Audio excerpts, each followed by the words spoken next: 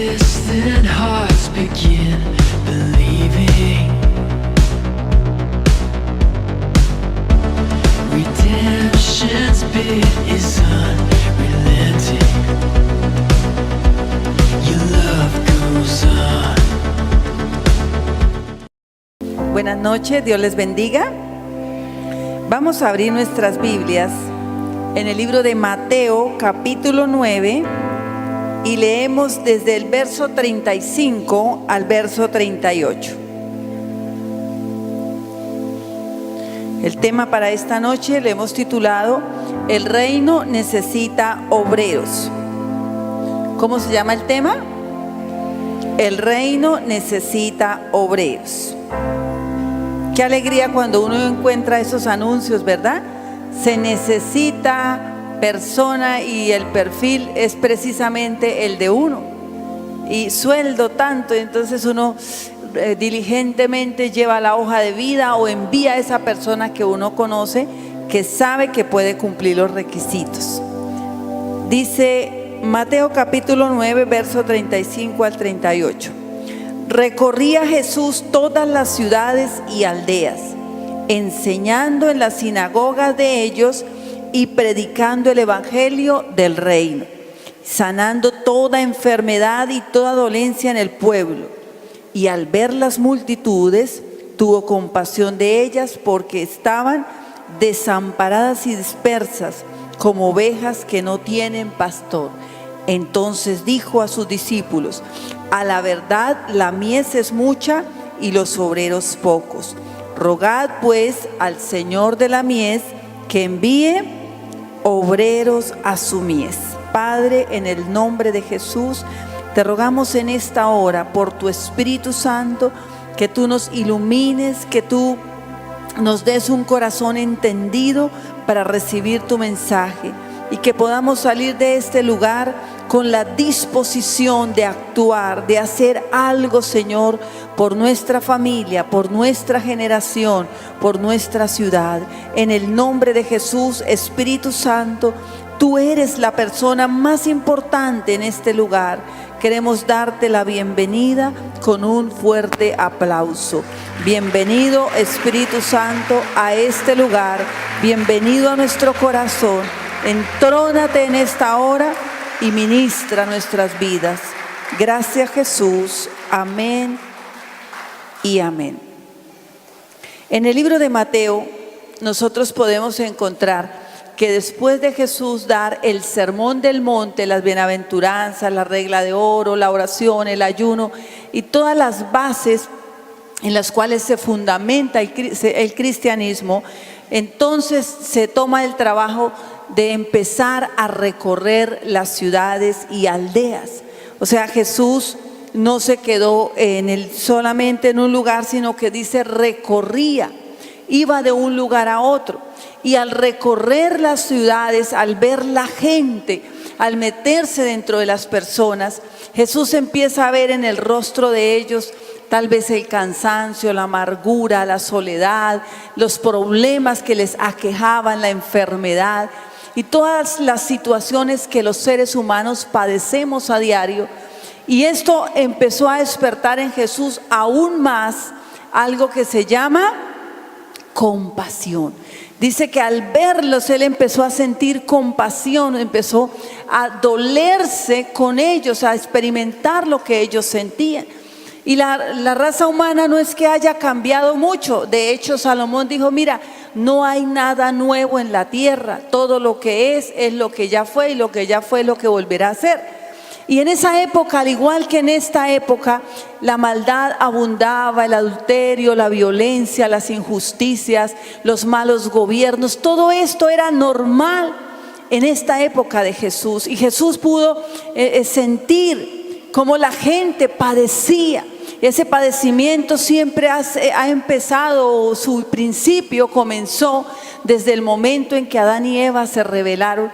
La raza humana fue marcada con el sufrimiento porque antes no había sido creado el hombre para sufrir, para padecer injusticia, amargura, todo lo que los seres humanos vemos hoy a diario que nos aqueja. Y note cómo Jesús, cuando hace ese recorrido, sabe que él tiene 3 años y medio de ministerio. No era más el tiempo que él tenía, todo estaba estipulado. Sabía que el tiempo se agotaba. Por eso note que Jesús, desde que empezó el ministerio, lo primero que él empezó a hacer fue a formar discípulos, a formar sus 12, y él les enseñaba a las multitudes, pero aparte tomaba a los 12, les explicaba las parábolas, les revelaba como más profundamente los secretos del reino. Fueron también formados los discípulos de Jesús, que antes de ser discípulos eran hombres comunes y corrientes, con temores, con algunos con problemas de carácter. Pero después de que Jesús se va, los 12 discípulos marcan el mundo con el evangelio. Viene una persecución en Jerusalén y todos tienen que salir esparcidos por las diferentes naciones. Por ejemplo, encontramos a un Tomás, que era el más temeroso, el incrédulo, va a la India. Allí él empieza a predicar en la India. Él muere despellejado, prácticamente en vivo, le arrancaron la piel. Vemos a un Simón que se va para España. En España hay una catedral hermosísima que se llama la Catedral de San Juan, y ahí está, se dice que ahí está la tumba de él. Y así en las diferentes naciones está la historia de cada uno de los discípulos, cómo murieron como mártires por la causa del Señor. Y Jesús en ese momento sabe que el tiempo se agota, que humanamente él va a tener que partir. Entonces nuevamente llama a los discípulos. Todas las cosas más importantes del reino se las hizo saber a los discípulos. O sea, yo creo que Jesús dijo: no, ni con estos 12 vamos a cambiar el mundo. Por eso les dijo: mire, a la verdad la mies, o sea, hay muchas personas dispuestas a recibir el evangelio, pero el problema es que hay pocos obreros. O sea, hay pocas personas dispuestas a abandonar su comodidad, a abandonar ese lugar de confort para poder ir y hacer la obra. Y por eso fue que Jesús le dice a los discípulos: tienen que rogar al Padre. O sea, tenemos que pedirle al Padre que envíe esos obreros a la mies. O sea, hay una necesidad muy grande. No sé si ustedes, de los que cuando ve noticias se aflige. Y algunos ya no nos gusta ver noticias porque es que no hay una noticia buena. Por ahí, cuando al final los titanes, personas que hacen cosas, pero eso es de 1 minuto que pasa. Pero casi 2 horas estamos escuchando ¿qué? De muertes, de injusticias, de robos, de mentiras, o sea, toda la intriga que el diablo ha sembrado en los corazones de los hombres. Y es ahí cuando nosotros decimos: bueno, pero ¿qué hay que hacer? Señor, ¿será que partiremos y no veremos un cambio en esta generación? Porque día por día usted ve cómo la decadencia en el ser humano es peor, cómo el ser humano emigra hacia hacer cosas peores cada día. Y vemos cómo se cumple la palabra que el apóstol Pablo decía: el carácter de los hombres de los posteros tiempos es este. Y hablaba que ingratos, desleales, desobedientes, rebeldes, detractores, engañadores, amadores de sí mismos más que de Dios. Y todo esto lo vemos en nuestra cultura, como hay una ausencia de Dios en los corazones de las personas. Y por eso el Señor Jesús nos quiere hacer entender a nosotros como iglesia en esta noche que la manera de poder hacer un cambio en la sociedad, lo primero que usted tiene que hacer es ver la condición. Y para ver la condición usted tiene que salir e ir donde hay necesidad. Cuando usted va a un hospital, va a un barrio donde usted ve las situaciones difíciles de pobreza, la separación, los niños mal vestidos. Y todo esto es lo que hizo que Jesús sintiera esa compasión. Si nosotros estamos solamente aferrados a nuestra vida, de la casa al trabajo, de la casa al televisor, del televisor a la cama, y no hacemos más nada, pues no va a pasar en nuestra vida mayor cosa. Nos envejeceremos, moriremos y ya, chao, nos fuimos. Porque la vida pasa de una manera asombrosamente rápida. Y lo que el Señor quiere es que en nosotros se despierte esa compasión. Y esa compasión es la que nos lleva a hacer algo. Esa compasión se despierta cuando usted recorre. Número uno, hay que recorrer, hay que salir, hay que ir, hay que ver.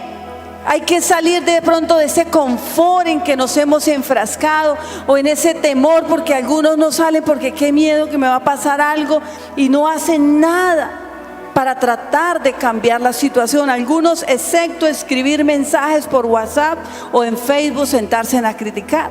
Pero eso no cambia a nadie. Para que haya un cambio hay que recorrer, y eso implica ver, implica sentir, implica tocar. Cuando usted va, por ejemplo, a un centro vida, va a un hospital, usted ve que hay personas que sufren aún mucho más de lo que usted cree que está sufriendo. Que hay gente que está en una condición verdaderamente tan necesitados de Dios, que si no hay una palabra para ellos, por eso es que algunos toman la decisión errónea de quitarse la vida, porque ya pierden toda esperanza, llegan a esa etapa de la desesperanza aprendida y ya no ven solución. Pero Dios está queriendo tocar a la iglesia, y cuando usted sale, usted recorre, entonces se empieza a despertar en cada uno de nosotros la compasión. Ahora, la compasión no se trata de sentir lástima por alguien, no se trata de decir, ay, pobrecito, cómo sufre, y luego dar la vuelta y ya, se me olvidó. La compasión no es meramente tener un momento de lágrima superficial, pero luego doy la espalda y se me olvida. Como cuando uno ve un videíto así, esos que envían y que, ay, me tocó el corazón, y uno llora, pero no me cambió la vida, porque terminó, lo pasé y ya, estoy viendo otro. Pero la compasión que el Señor quiere despertar es lo que a mí me lleva a algo más profundo que se llama acción. ¿A qué me lleva la compasión? A la acción, o sea, a hacer algo, a dar algo de mí. Es cuando usted de verdad siente compasión por alguien y usted empieza como a apretarse el cinturón, como a tratarse de privarse de alguna comodidad para poder suplir la necesidad de otra persona. Y yo quiero que nosotros entendamos que hay algo tan valioso y tan poderoso que nosotros podemos darle a la gente, que ellos lo necesitan, y es el mensaje de salvación. Mire, no hay nada más importante. Esta acción de salir, después de uno haber recorrido, después de sentir la compasión, bueno, voy a hacer algo. Tenemos una visión. Mire, en el libro de Habacuc, en el capítulo 1, en el verso creo que 14, Habacuc 1:14, el profeta pues estaba haciendo como una reflexión, y él le preguntaba a Dios y le decía, Señor, ¿por qué haces que los hombres sean como los peces del mar, como los reptiles que no tienen quien los gobierne? O sea, él estaba viendo la humanidad desenfrenada, cada uno jalando para su lado, buscando su propio beneficio, y él le decía, Señor, ¿pero por qué son así? Pero en el capítulo 2, Dios le responde a Habacuc y le dice, y Jehová me respondió y dijo, escribe la visión, declárala en tablas, para que corra el que leyere en ella. Aunque la visión tardará aún por un tiempo, más se apresura hacia el fin, y no mentirá. Aunque tardare, espéralo, porque sin duda vendrá y no tardará. Había una condición: los seres humanos, cada uno iba y hacía lo que mejor le parecía. Como los peces, como reptiles, no tenían quien los gobernara. Pero el Señor le dijo, mira, entre más se acerque el tiempo del fin, la visión va a venir y la visión va a correr. ¿De qué le estaba hablando? ¿De qué se estaba quejando Habacuc? Pues que no había un orden, no había una sociedad organizada. Y el Señor le dice, cuando más veamos que el tiempo del fin viene, la visión va a venir. La visión que Dios nos ha dado de ganarnos 12 personas para Cristo fue la misma visión que Jesús implementó. No es nada nuevo. Jesús se enfocó en ¿cuántos? En 12. Quiero ayudar a cambiar mi sociedad. ¿Qué puedo hacer? Gánese 12 para Cristo. Y tal vez usted dirá, Señor, pero yo no tengo de pronto mucho conocimiento de la palabra, tal vez me da pena hablar, pero si usted sabe orar es suficiente. Note que Jesús no le dijo a los discípulos, oren para que vengan súper poderosos predicadores, oren para que... No, ¿qué le dijo? Rueguen al Padre por obreros de la mies. ¿Cuántos de nosotros somos capaces de rogar a Dios por obreros? Es sencillo, es rogar, Señor, mi ciudad se está perdiendo, mi ciudad se está hundiendo en el pecado, la inmoralidad. Una ciudad de más de 300,000 habitantes, donde no hay 30,000 cristianos, donde vienen unas elecciones, y es verdad, es democrática, cada uno vote por quien quiera, pero que un cristiano apoye a alguien que es enemigo abierto de Dios, es grave. Donde alguien apoya a alguien que va en contra de todas las doctrinas cristianas, uno dice, eso sí es preocupante. Que apoye a una persona no porque me gusta, porque pues su gobierno es liberal o conservador, eso es otra cosa. Pero cuando yo veo a alguien que abiertamente niega a Dios, que abiertamente apoya todo lo que va en contra de la palabra, pues ahí sí uno lo pensaría como cristiano. Una ciudad donde 63,000 votos se dan por una ideología que es enemiga de Dios, es grave. Y es ahí donde uno tiene que decir, bueno, ¿cómo estamos como sociedad? ¿Qué es lo que nosotros como iglesia estamos haciendo? Si nosotros tomamos la decisión de decir, Señor, yo no quiero que mi ciudad siga en lo mismo, ¿qué puedo hacer? El Señor dice, rueguen al Padre, empiecen a clamar al Padre que envíe obreros. Señor, dame 12, dame 12, yo necesito 12 hombres, 12 mujeres, 12 jóvenes, que yo los pueda discipular, que los pueda llevar a un encuentro, que yo pueda inscribirlos en cada actividad, para que ellos lleguen a ser esos obreros que van a cambiar la ciudad. Es necesario que entendamos que la iglesia es la única que tiene la esperanza de nuestra nación y de este mundo.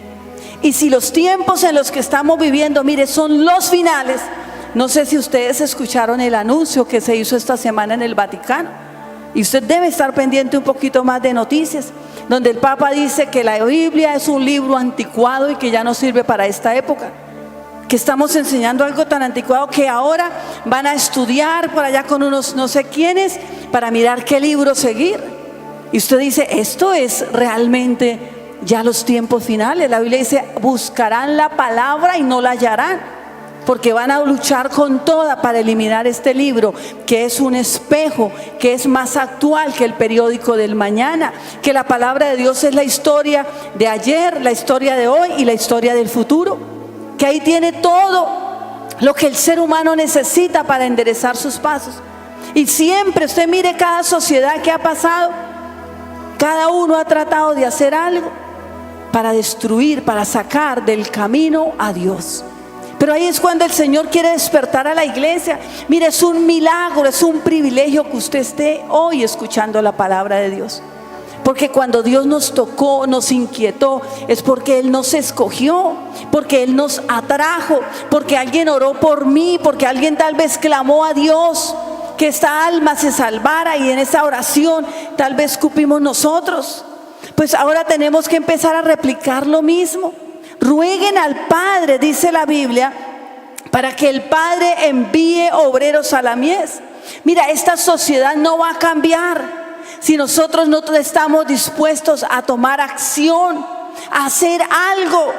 Créame que los corruptos no van a dejar de ser corruptos porque los insultemos, porque les escribamos cosas feas por el Face o por internet, por donde sea. No van a cambiar. ¿Sabe cuándo van a cambiar? Cuando un verdadero hijo de Dios le ponga el ojo a un corrupto y empiece a orar por él 3 veces al día, para que un milagro ocurra. Usted verá milagros verdaderos. Un guerrillero no va a cambiar al no ser que alguien se compadezca de él y empiece a clamar a Dios por él. Una persona de la comunidad LGTBI no va a cambiar porque la insultemos, pero si la iglesia se pone de rodillas y empieza a clamar a Dios por ellos, vamos a ver transformaciones.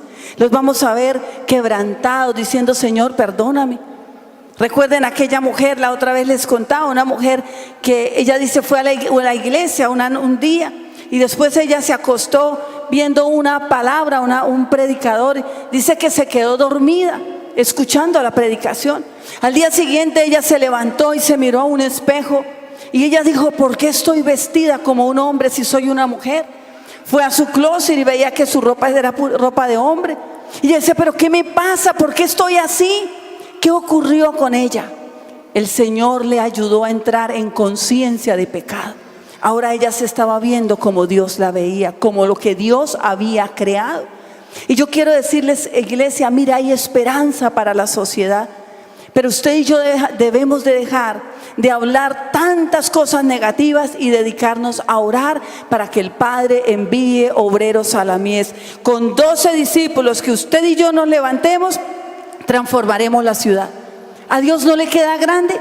Recuerden cuando Barrancabermeja estaba hundida en la violencia.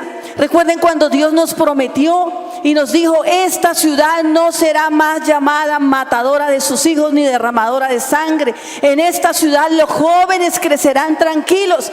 Y nos dijo exactamente en 3 años. Y eso fue aproximadamente en el 2001. ¿Recuerdan esa época que fue tan terrible, tan sangrienta? Pero de ahí en adelante, después de los 3 años, Dios trajo paz a nuestra ciudad. Es el mismo Dios que hoy nos está diciendo: rueguen al Padre para que envíe obreros a la mies. Pídame los 12. Eso es lo que el Señor está diciendo: pídanlos. Porque es que nos falta es compasión para poder clamar a Dios para que esas 12 personas vengan. Mire, nosotros tenemos la esperanza. Si usted actúa, usted sabe pedir específicamente. Note que Jesús no dijo: pidan por allá, por las Islas Malvinas, pidan. No, dijo: rueguen específicamente al Padre que le envíe obreros. ¿Cuántos obreros necesita usted para ayudarle a Dios a hacer la obra? 12, no es más. 12, con 12 usted puede transformar 12 hombres, 12 mujeres, 12 jóvenes. Y no es imposible. Solamente necesitamos ir de rodillas ante Dios, tener de verdad esa necesidad de querer ayudar a cambiar nuestra sociedad. Porque mire, todo el mundo habla muy bonito y todo el mundo tiene la solución. Es parecido cuando están jugando fútbol. Mire, todos son técnicos, pero métalos a la cancha que hagan el gol y verá que, a ver qué hacen. Pero desde afuera todos: no, y es que sí, y eso, mejor dicho, sacamos a los 12 y ponemos al que nosotros creemos que es bueno. Pero vaya, hágalo, es lo mismo. En los gobiernos pasa lo mismo, todos decimos: pero vaya usted, a ver, vaya, ¿qué haría? ¿Cómo propone usted que se resuelva? Nosotros debemos entender que estamos enfrentados es a un enemigo que vive en la oscuridad y que el objetivo de él es que la gente ignore sus maquinaciones, que la gente piense que él no existe, que es mentira, que es puro cuento.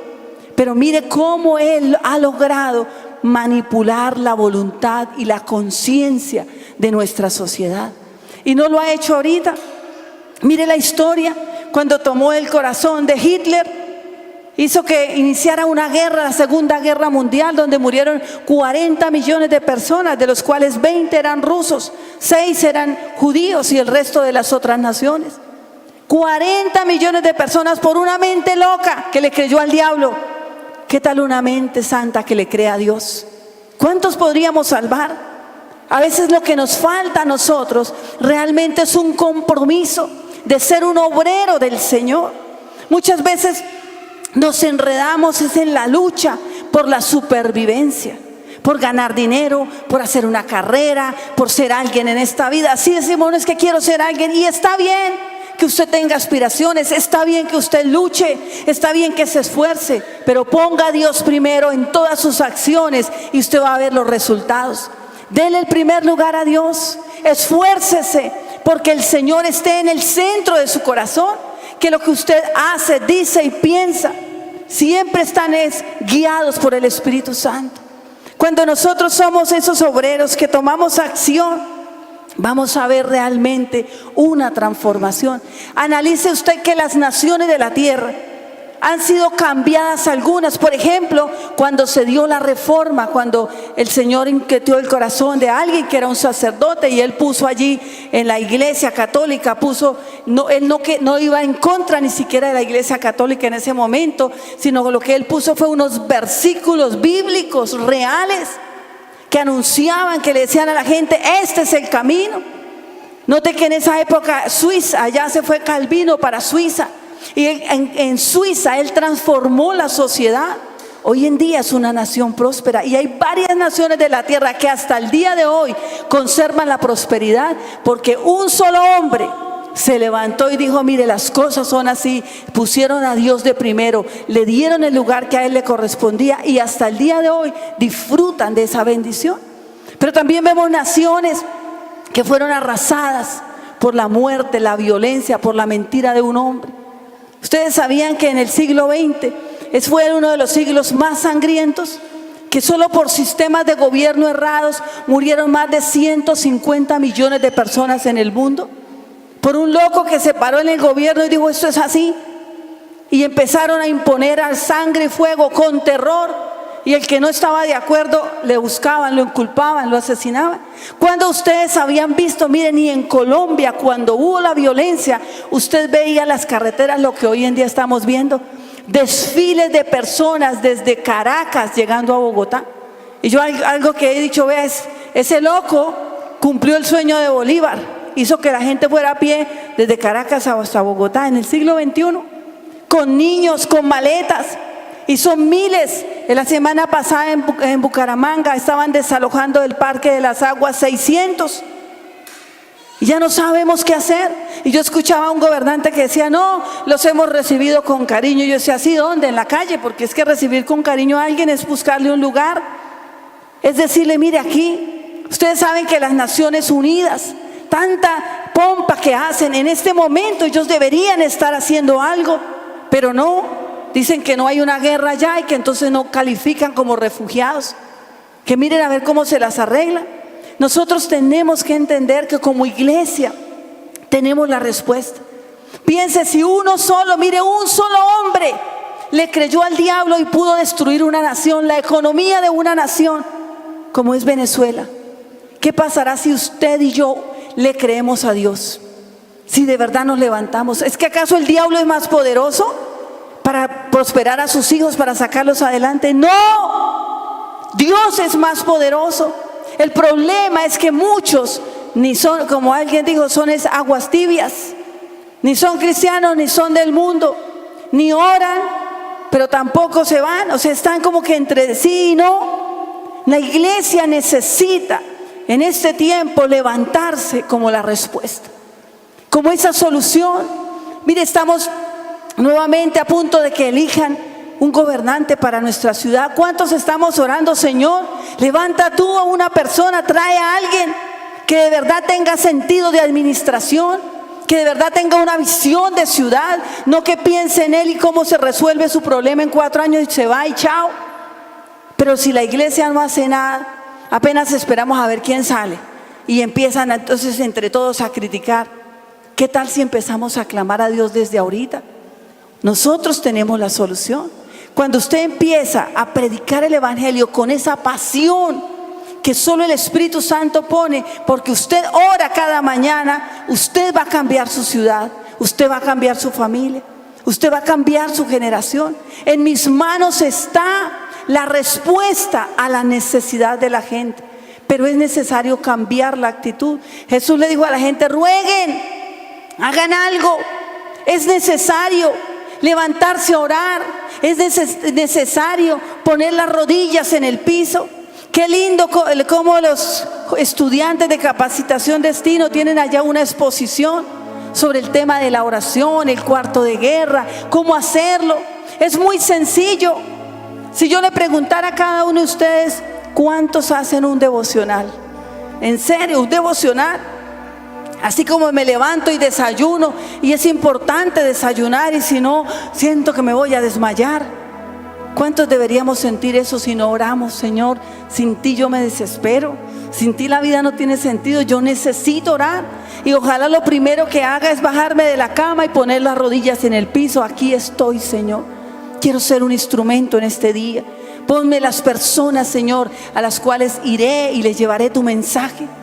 Que usted tenga siempre como ese sentido de pertenencia del reino, porque no es un juego.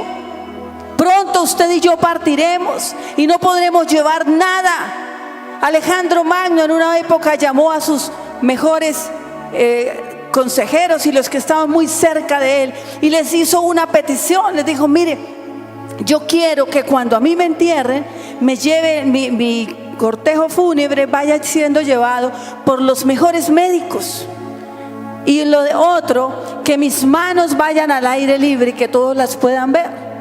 Alejandro Magno, los que conocen, fue un gran líder que a los 32 años había conquistado gran parte del Mediterráneo. Y entonces le dijeron: bueno, está bien, pero nos inquieta saber cuál es la razón. ¿Por qué los mejores médicos? Él dijo: quiero que sepan que ni los mejores médicos pueden retener la vida. Bueno, listo. Y las manos vacías, que aunque conquiste todos los reinos de la tierra y obtenga todas las riquezas, no podré sacar nada de este mundo. Entonces, ¿por qué Jesús me dijo que hiciera tesoros en el cielo? O sea, no puedo sacar nada, pero Jesús me dice que haga tesoros en el cielo. ¿Cuáles son esos tesoros? Las almas que usted se gane para Cristo, las personas a las cuales usted les hable del Señor, las veces que usted clame delante de Dios por los perdidos, para que venga la misericordia de Dios y ellos sean salvados. Usted no se puede llevar nada, pero sí puede mandar adelante algo, y es todo lo que usted haga para establecer el reino de Dios aquí en la tierra. Y usted es una persona muy importante para Dios, aunque usted no lo crea. Usted es muy importante para Dios. Usted puede hacer la diferencia entre la vida y la muerte de una persona. Mire, usted puede hacer que una persona sea salva o se pierda para siempre. Usted es muy importante en las manos del Señor, pero usted tiene que entender que Dios te necesita como un obrero, como un hombre, una mujer que estén dispuestos a clamar a Dios. Esos hombres que no se rinden, que dicen: Señor, de verdad yo no quiero seguir viendo mi generación así. Yo no quiero seguir viendo, Dios, como las personas se pierden cada día. Es como en una oscuridad total, al punto de que hay gente que uno cree que todos ya conocen de Cristo, y usted conoce gente que son sus vecinos y no tienen ni idea. Conocen algo de religión, pero que conozcan a Dios no lo conocen. Hoy Dios está haciendo un llamado a salir de la comodidad. Jesús salió de todo confort y se fue a recorrer, y él no tenía celular, no tenía moto, no tenía taxi, no había ni carreteras, todo era a pie. Y Jesús andaba entre 3 y 4 días 160 kilómetros a pie. ¿Para qué? Para llevar el evangelio, las buenas nuevas. Uno no puede decir: ay Señor, 4 cuadritas, ay Señor, si me da la moto yo voy. No, es que tomemos la decisión. Jesús nos dio ejemplo para que sigamos sus pisadas.